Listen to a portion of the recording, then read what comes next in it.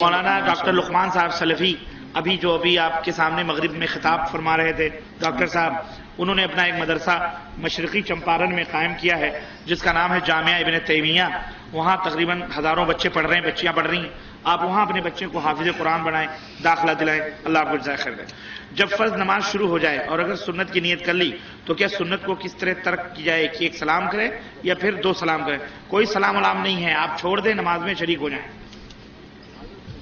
استخارے کا صحیح طریقہ بتلائیے، رسول کی ایک حدیث سے کے مطابق استخارے کا صحیح طریقہ بتلائیے۔ اور اسی استخارے کے تعلق سے دو سوال اور آئے ہیں کہ ایک بھائی نے لکھا ہے کہ ریڈیو اور ٹی وی پر کہیں کوئی استخارہ کا ایک پروگرام آتا ہے، استخارے کا پروگرام آتا ہے، ہاں، اور اس استخارے کے پروگرام میں بتاتے ہیں کہ پہلے کوئی پرابلمس اس آدمی کو بتا دی جاتی ہے، پھر وہ آدمی کچھ دو دن ایک یا کسی دن اس کا جو خاص پروگرام ہوتا ہے اس میں سب کی طرف سے استخارہ کرتا ہے، اس میں سب کی طرف سے۔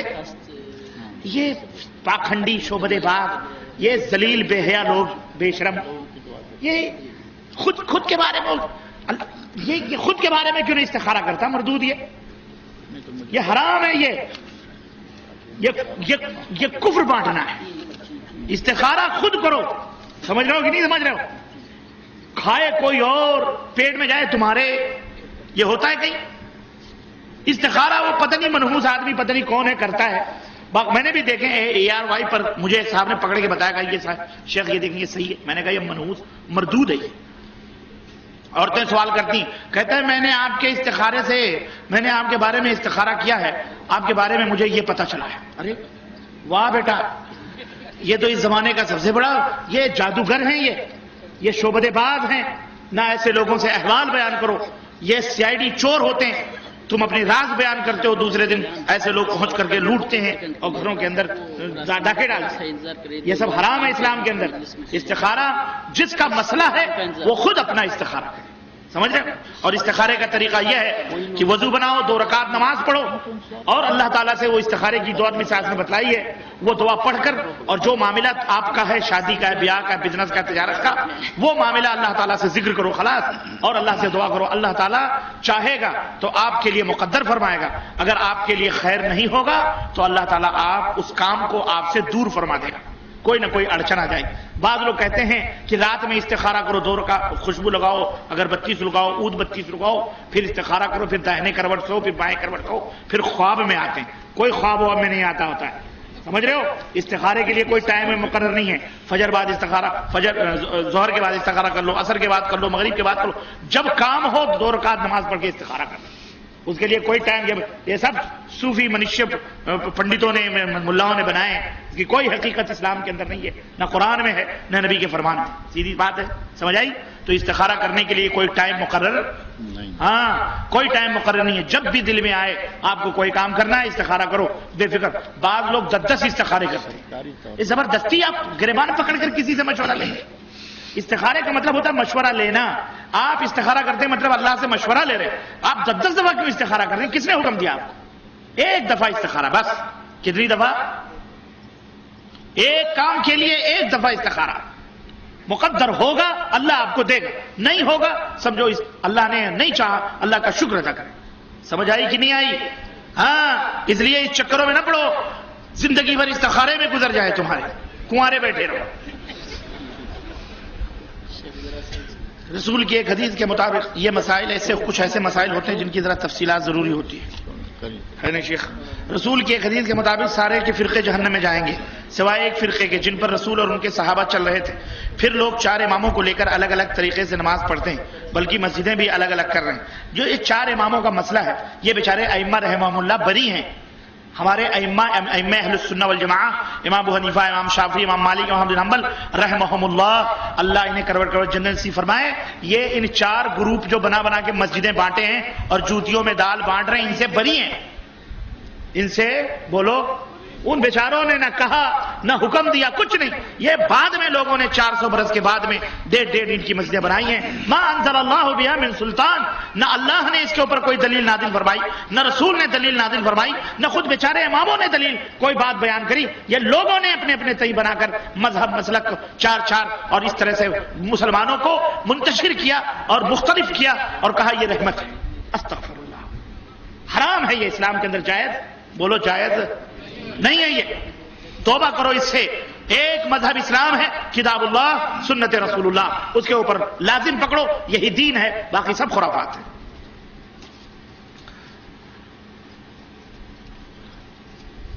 اللہ تعالیٰ قرآن پاک میں سورہ مائدہ کی آیت نمبر 51 میں ارشاد فرماتے ہیں جو یہودیوں کا ساتھ دے وہ یہودی ہے مسلمان. مسئلہ افغانستان کے معاملے میں پاکستان نے امریکہ کا ساتھ دیا. قرآن حدیث کی روشنی میں پاکستان. واہ بھائی واہ. آپ مشرف جی سے پوچھیں آپ کیا ہیں. نہ میں صدر ہوں پاکستان کا، میں نے جانتا ہوں ان کی اپنی کیا حالات تھے. ان سے پوچھیے آپ کہ جناب آپ یہودی ہیں کہ مسلمان ہیں. پاکستانی عوام نے ساتھ نہیں دیا. پاکستانی عوام بیچاری جیسے ہم مجبور ہیں وہ بھی مجبور ہیں. وہ بھی اسلام چاہتے ہیں لیکن حکمران نہیں لانے دیتے تو مجبور ہیں. کیا کریں؟ اس لیے وہ حکمران اللہ سے دعا کرو اللہ انہیں ہدایت عطا فرمائے. سمجھ رہے؟ ورنہ اس میں پاکستانی عوام نے کوئی ساتھ نہیں دیا اور نہ ہی پاکستانی عوام ان کے ساتھ ہے. جو ساتھ ہیں ان کا حشر ان کے ساتھ ہے. جزاک اللہ خیر.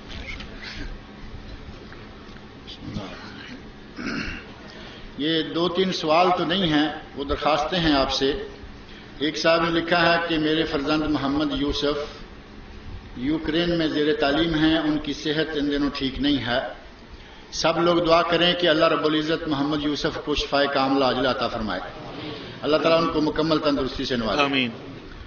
دوسرے صاحب لکھتے ہیں کہ جناب جاوید صاحب کی زوجہ انتقال فرما گئی ہیں، دعا کریں کہ اللہ رب العزت ان کی مغفرت فرمائے، ان کی بشری کوتاہیوں کو اللہ تعالیٰ معاف کرے. آمین. اللہ تعالیٰ ان کو جنت الفردوس میں مقام عطا کرے. تیسری درخواست ہے کہ انہوں نے بتایا نہیں کون ہیں، کہتے ہیں کہ میری دادی امی. اب ظاہر ہے کہ جو بھی ہے آپ کا ہمارا کام ہے ان کی دادی امی کے لیے دعا کرنا.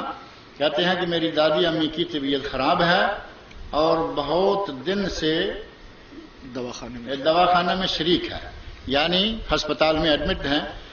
دعا کریں کہ اللہ رب العزت ان محترمہ کو بھی شفائے کاملہ عاجلہ عطا فرمائے. اللہ تعالیٰ شفا دے. اب ایک سوال یہ ہے کہ جمہور علماء سے کیا مراد ہے؟ یعنی عموماً یہ کہا جاتا ہے کہ اس سلسلہ میں جمہور اہل علم یا جمہور علماء کی رائے یہ ہے. تو وہ مسئلہ جس میں جمہور کا ایک لفظ تو جمہوریت بڑا معروف ہے. جمہوریت جس کے پاس 51 ووٹ وہ صدر اور جس کے پاس 49 وہ فیل. جمہوریت تو یہی ہے نا. اب 51 میں اچھا ہو برا ہو جیسا بھی ہو، علامہ اقبال نے ایک شعر میں کہا ہوا ہے کہ یہ وہ جمہوریت ہے جس میں آدمیوں کو تولا جاتا ہے، یعنی گنتی کی جاتی ہے، ان کا وزن کوئی نہیں.